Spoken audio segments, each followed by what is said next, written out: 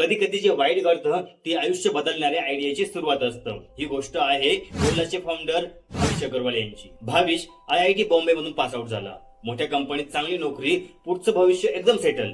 पण एक दिवस तो बेंगळुरू मध्ये टॅक्सी शोधत होता.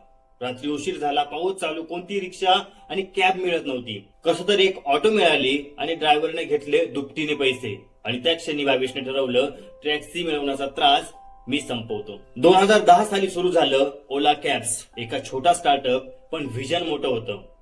कुठेही जा, एका क्लिकवर टॅक्सी तुमच्या दारात. पहिल्यांदा फक्त काही टॅक्सी, ना जास्त पैसे ना मोठं ऑफिस, पण कस्टमरचा विश्वास मिळत गेला. धीम्या पावलांनी ओला संपूर्ण भारतभर पसरलं.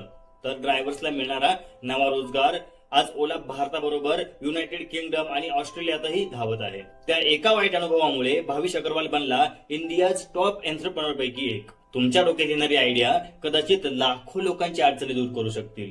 रस्ता कठीण असेल, पण डेस्टिनेशन मोठं असेल.